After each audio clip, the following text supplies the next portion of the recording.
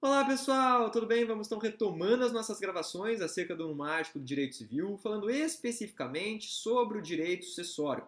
Lembrando que estamos, no presente tópico, trabalhando a chamada sucessão testamentária. Sucessão testamentária que, de certa forma, nos traz aquelas disposições de última vontade. Disposições essas que podem ser vislumbradas em três, porque três é mágico, Pai, Filho e Espírito Santo. Quais são essas três formas de disposição? Testamento, legado e codicilo. Dentro do testamento, já trouxemos com vocês os chamados testamentos ordinários, aqueles denominados, diga-se de passagem, de testamento público, testamento cerrado e testamento particular. Falamos dos testamentos especiais, marítimo, aeronáutico e militar, e adentramos nas outras duas formas não tão usuais de testamento. Dentro dessa proposta, ventilamos nos blocos passados o estudo a respeito do codicilo. E dentro desses últimos blocos, quero trabalhar com vocês acerca do Instituto do Legado. Então, em outras palavras, esse será pelo menos, ou essa será a tônica dos nossos blocos a partir de agora.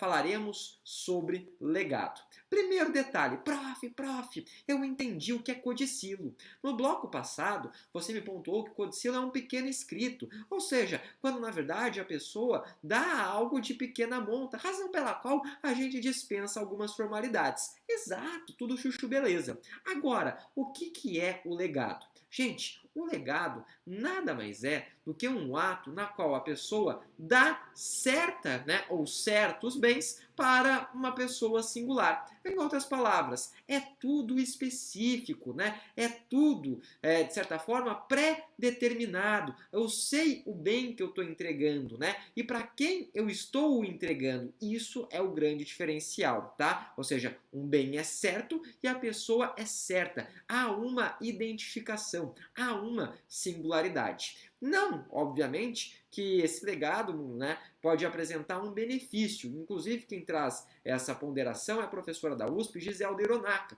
Por quê? Porque muitas vezes, quando eu estou atribuindo um determinado bem a determinada pessoa, tudo de maneira bem específica, tudo de maneira bem discriminada, esses bens, muitas vezes, eles acompanham um determinado encargo, Ou seja, eles acompanham algumas custas, algumas despesas, que muitas vezes, obviamente, pode deixar de ser um benefício e trazer, um verdadeiro presente de grego, Então, em outras palavras, essa é a ideia do legado. Dentro de legado, eu quero trazer uma primeira observação, Vou deixar, inclusive, na lousa aqui para vocês, enquanto isso eu vou falando. Qual que é a primeira observação? Diz respeito ao chamado sublegado. O que é sublegado? Gente, sublegado é o ato de deixar determinado bem para alguém, com a finalidade de que esse alguém, em momento posterior, entregue aquele bem específico para outra pessoa. Vamos supor o seguinte, eu tenho um netinho muito fofo, um netinho extremamente capiroto, Que legal, prof, Você é jovem e já tem um netinho, eu não tenho um netinho, Que legal. Vamos supor que dentro dessa exemplificação, eu, obviamente, sabendo da tenra idade do meu neto e sabendo por demais que eu tô naquele momento pré-transição, ou seja, eu tô aqui criatura para conhecer o Criador, para ver a grama nascer por baixo, vestir o paletó de madeira, dar o último suspiro, fazer o desenlace. Eu decido a fazer o quê? Eu decido a dar uma katana, ou seja, que é uma katana, uma espada de samurai para o meu neto. Por quê? Porque ele gosta muito de anime, O meu neto é um verdadeiro otaku. O que é otaku? É aquela pessoa que é fã, Seria o geek da cultura japonesa. Ele pira, Nesses desenhos aí de Samurai X. Ele pira nesses desenhos aí numa proposta ninja, numa proposta Naruto. Que isso, prof? E só um detalhe, A turma 7 também era composta por 3 pessoas, A gente sabe que é o Sasuke, a Sakura e o Naruto. Que isso, O time do Kakashi. Que loucura, prof. Então 3 é mágico. De qualquer maneira, eu quero fazer o quê? Eu quero dar uma espada samurai pro meu neto. Mas eu tenho a ciência de que o meu neto, obviamente, ele por ter, sei lá, uma tenra idade muito menor do que 18 anos, se eu der hoje uma espada para ele, vai ser extremamente perigoso. O que o sujeito pode fazer? Ele pode fazer um harakiri, Ele pode enfiar a espada na barriga e girar, ou seja, indo, obviamente, também, conhecer o Criador. Então, sabendo, obviamente, da periculosidade de entregar essa espada para o meu neto que tem uma tenra idade, o que eu faço? Eu digo o seguinte: filho, né? Pai do meu neto, exemplo, né? Filho, né? Quando o meu neto fizer 18 anos, o que eu quero que você faça? Eu quero que você entregue uma coisa certa, espada, para quem? Para um indivíduo específico. Meu neto. Que isso, prof? Então, isso é sublegado? Isso é sublegado. É possível? É possível, né? Não tem nenhum entrave. Diga-se de passagem, esse Instituto do Sublegado,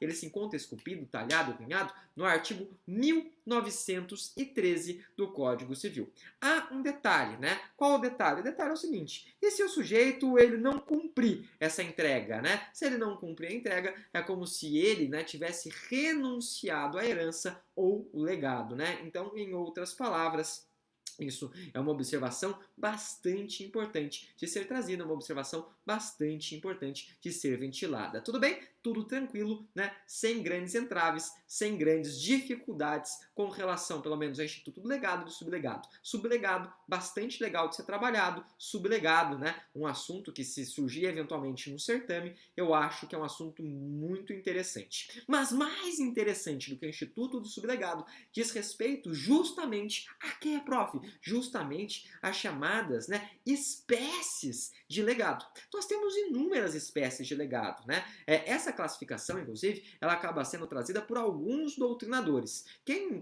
ventila muito bem essa classificação, e eu gosto bastante da obra, do seu manual único, diz respeito justamente ao professor Flávio Tartucci, né? O Flávio Tartucci, ele trabalha. E eu gosto dessa exposição dele, por quê? Porque, de certa maneira, né, ele traz aí, né, uma análise topológica, né, uma análise topográfica dos artigos. Então, muitas vezes, fica até mais fácil da gente memorizar, porque, na verdade, os artigos eles são sequenciados. E ele vai pontuando, justamente dentro dessa sequência, as espécies de legado. É bacana? É legal, né? Então, vamos trabalhar justamente nessa proposta desenhada, desenvolvida aí na obra do Flávio Tartucci, né? Outros doutrinadores também assim o fazem, mas agora me recordei da obra dele, razão pela qual então estou citando-o, né? De qualquer maneira, vamos lá então trabalhar as espécies, né? Espécies do quê?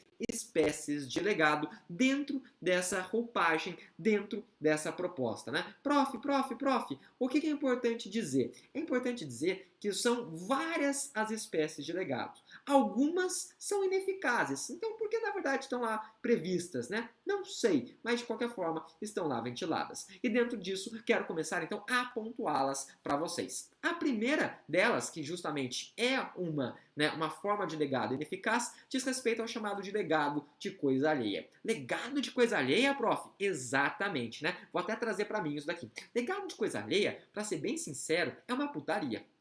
Como assim uma putaria, né? Eu explico. E até por isso que é ineficaz, né? É uma proposta aí, 50 tons de cinza, 50 tons de liberdade, 50 tons mais escuros. Por isso que é mágico, porque são 3, né? O que é isso? É o seguinte, gente, no legado, o testador, ele dá a coisa certa, né, para a pessoa singular. Show de bola, tranquilo. Só que o que o sujeito faz no chamado legado de coisa alheia? O bem não pertence ao testador. Que isso, prof? Exato. O bem, por exemplo, não é meu. Se não é meu, como que isso vai ter aplicabilidade? Se não é meu, como que isso vai ter eficácia? Não compõe o meu patrimônio. Mas é o famoso, né, cortesia com chapéu alheio. Em outras palavras, eu olhei o celular de uma coleguinha, né, de um coleguinha, e falei assim, caraca, né, celular top, celular de última geração. E daí eu virei e falei assim, olha, vou fazer, celular caro, muito caro, né? Eu virei e falei assim, olha, vou fazer o seguinte, quando eu falecer, e eu quero deixar o celular da coleguinha. Qual o nome da coleguinha? Sei lá, Zanandreia. Quero deixar o celular da Zanandreia para quem, né? Para aí, meu filho. Qual o nome do filho? Frank Land. É possível? É possível. Não tem nenhum entrave, não tem nenhuma discussão. Como assim não tem discussão, prof? A coisa é do outro. Justamente por isso que é ineficaz. É putaria, né? Então o código, ele vem nessa roupagem de evitar a putaria. E ele diz o seguinte, é ineficaz disposição de coisa alheia, né? Ou seja, para dar a título singular para outro. Então, em outros dizeres, é isso O dispositivo do 1912, legado de coisa alheia, é ineficaz. Obsta esse legado, né? Por quê? Porque como que você vai dar uma coisa certa que não pertence ao testador? Você não integra o patrimônio do testador. Putaria, putaria. Não há outra palavra, né? Só não escreva, obviamente, putaria em eventual certame, em eventual prova, porque daí há uma tendência do sujeito ir um pouco mal, né? Fale assim, olha, né? Há uma orgia legislativa. Caraca!